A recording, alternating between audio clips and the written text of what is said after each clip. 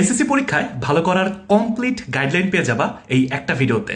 না, আমাকে জাস্ট 2টা মিনিট সময় দাও, আমি তোমাকে একটা কমপ্লিট রোডম্যাপ দেখাই দিব যে এখন থেকে পরীক্ষার শেষ দিন পর্যন্ত কিভাবে পড়াশোনা করা উচিত বা এই সময়টাকে কাজে লাগানো উচিত। অনেক তো ঘোরাঘুরি করছো, সময় নষ্ট করছো, এখন একটু মনোযোগ দিয়ে দুটো কথা শোনো, তারপর যদি ভালো না লাগে বাদ দিয়ে দাও। আর যদি মনে হয় যে না পয়েন্টগুলো ঠিক আছে, তাহলে জাস্ট লিখবা ডান অ্যান্ড শুরু করে দিবা, জাস্ট ফোনটা অফ করে পড়া শুরু করবা। ঠিক আছে, প্রথম পার্ট হচ্ছে পরীক্ষার আগের এই সময়টা, এটা 1-1.5 মাস যতটুকু সময় তোমার কাছে আছে, যতটুকুই সময় আছে 3টা পয়েন্ট মাথায় রেখে পড়াশোনা করবা। ভাইয়া, 1 নাম্বার, প্রথমে একটা টার্গেট সেট করো যে তুমি কি শেষ করতে চাও, তোমার এই টার্গেটটা মাথার মধ্যে থাকতে হবে। 2 নাম্বার হচ্ছে অবশ্যই অবশ্যই ভাইয়া ফোনের ইউজটা একটু কমায় দাও, অর্থাৎ অপ্রয়োজনীয় ফোন ইউজ করো না। এবং 3 নাম্বার হচ্ছে এখন থেকেই সময় ধরে সৃজনশীল লেখার প্র্যাকটিস করো ভাইয়া, অথবা এমসিকিউ টেস্ট দিয়ে প্র্যাকটিস করো যাতে সময়ের মধ্যে শেষ করতে পারো, না হলে পরে যে অনেক সমস্যা হয়ে যাবে। আচ্ছা, এটা গেল পরীক্ষার আগে। পরীক্ষা যখন শুরু হয়ে যাবে, এসএসসি পরীক্ষার প্রথম দিন থেকে কি করা উচিত ভাইয়া? 3টা জিনিস। 1 নাম্বার হচ্ছে অবশ্যই তখন নতুন কিচ্ছু পড়তে যাবা না, নতুন কোনো টপিক পড়তে যাবা না। 2 নাম্বার হচ্ছে আগে যে পড়ছো সেখানে যে কঠিন টপিকগুলো, যেগুলো তোমার কাছে একটু কঠিন লাগতো, ওইগুলো এখন ভালো করে বারবার পড়বা যখন এসএসসি পরীক্ষা শুরু হয়ে গেছে। যখন যে পরীক্ষা, সেই পরীক্ষার টপিকগুলো তখন শেষ করবা। এবং 3 নাম্বার হচ্ছে ভাইয়া অবশ্যই অবশ্যই একটা শর্ট নোট রাখার চেষ্টা করবা।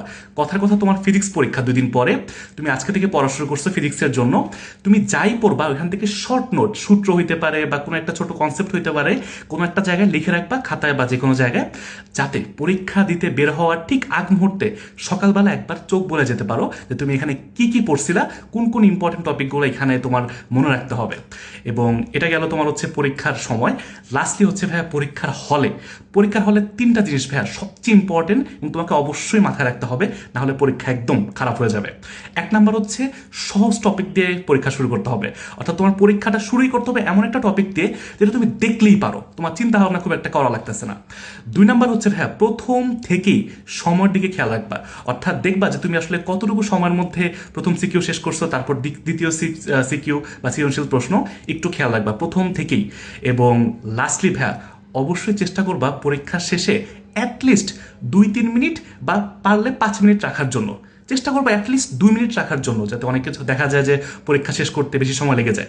বাট এই সময়টাতে ভাই রিভিশন দিবা, কারণ আমরা দেখা যায় পরীক্ষার সময় তাড়াহুড়াতে বা নার্ভাসনেসের কারণে অনেক সহজ জিনিস, ছোটোখাটো জিনিস আমরা ভুল করে ফেলি, যেটা আরেকবার দেখলে আমাদের চোখে পড়তো, আমরা ঠিক করে ফেলতে পারতাম। বাট এটা না করার কারণে দেখা যায় অনেক সময় এই 1-2 মার্ক করে কাটতে কাটতে পরীক্ষায় A+টা মিস হয়ে যায়, পরীক্ষাটা খারাপ হয়ে যায়। একটা ভালো পরীক্ষা, A+ পাওয়ার মতো পরীক্ষা হুট করে দেখা যাবে খারাপ হয়ে গেছে। তাই শেষ মুহূর্তে রিভিশন